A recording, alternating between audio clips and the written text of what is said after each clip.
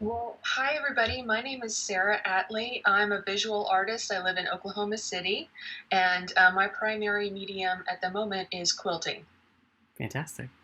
All right. Well, the very just simple question I want to ask is, how are you staying creative during this absolutely crazy time? Well, I feel very lucky, even though we're collectively facing such enormous difficulties right now. I feel incredibly lucky for a lot of reasons. One of those reasons is I'm really good at working at home by myself. That's something that has just comes natural to me. I have a studio set up in my home. We're looking at what would, in a normal person's home, be a living room or a dining room, but it's my studio at home. Mhm. I am able to be set up here with my sewing machine. Behind me is a design board Yeah. where I've got a job going right now. That's a commission quilt I'm working on.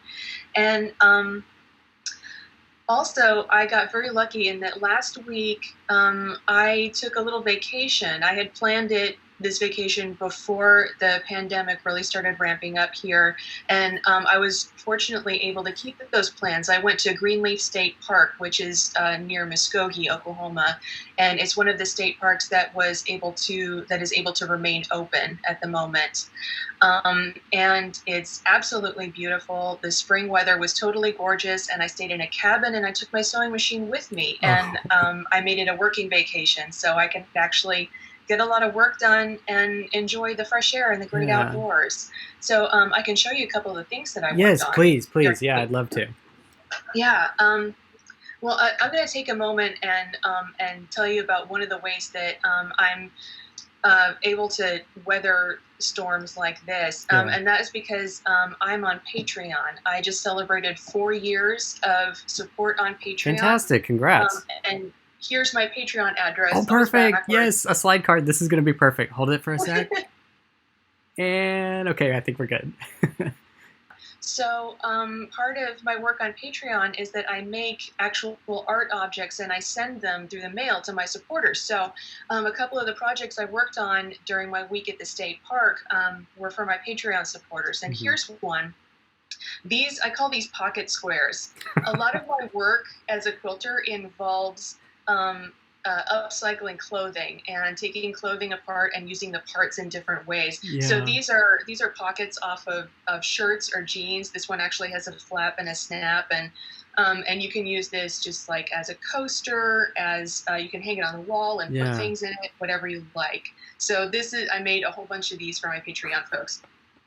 And another thing I do for Patreon is I make what I call a print edition Mhm. 4 times a year.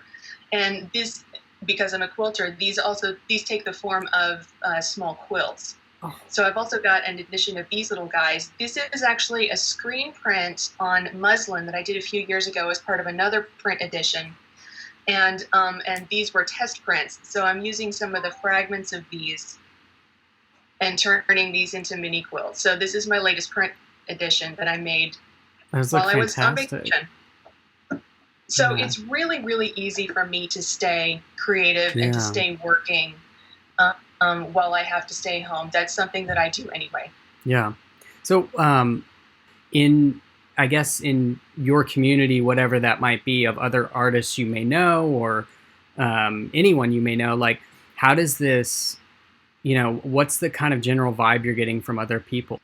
How does it feel in the artist community right now? It feels incredibly supportive, Mm, which has always been my experience being an artist in Oklahoma. People are very, very community minded around here and always willing to support and celebrate other artists and help out in any way we can.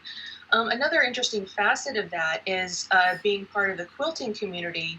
You may have seen in the news or read about people are making masks at home yes, yeah, out of fabrics that they have on hand. And quilters and people who sew, especially, have really taken to this in a big way. And a lot of my friends, wonderful, wonderful people, are making masks that wow. they don't offer the same protection Hmm. that a proper medical grade mask does. However, people who are caregivers, who are health caregivers, are finding these very useful in light of the shortages that are happening Right. right now. So I take a lot of inspiration and strength from seeing artists and quilters, people like me, who are just doing whatever they can with what they have on hand to help other people. Yeah. I think sometimes since things are so manufactured and whatnot, we do forget that like there was once a time where these artisans were everything, you know. And how do you feel about? I'm kind of going off the subject, but I'm just so curious. How do you feel about that intersection of like the past and where you are right now, like it being a function item, but it also kind of becoming this piece of an artwork? Well, I really love that about quilts. I love that they don't necessarily have to be functional, and many are not, and there's nothing wrong with that. My background is in painting, so I'm accustomed to making Ah, non-functional objects, and I've transitioned into making objects for use in a person's home. And also, I grew up with functional art in mm-hmm. my home. My dad was a potter.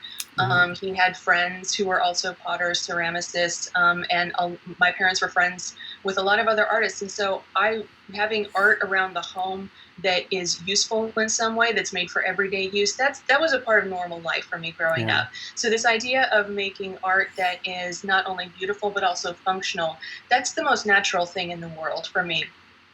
And it's also, in my mind, become a very exciting avenue to connect with history, not just with history in my family. I'm not the first quilter in my family by any stretch, and to be able to look at traditions, look at innovations, what people used in the past, people using whatever they had to yeah, make things that are beautiful and functional. That's very exciting territory for yeah. me. Do you have any other places where people can support you or check you out, whether that is an Instagram, a website? If you have any of those, if you'll just let me know, and I'll also include those on the video so people can see them like while watching as well. So Absolutely. yeah. Thank you for doing that. Yeah, in addition to my Patreon, I have a website that's Mm-hmm. sarahatlee.com. And I have an Instagram account. My handle is Sarah Atlee, just my name. Perfect. And I'm also on Facebook. I have a personal profile that's open to the public, and I also have a business page on Facebook. And if you look Sarah Atlee up on Facebook, you can find both of those.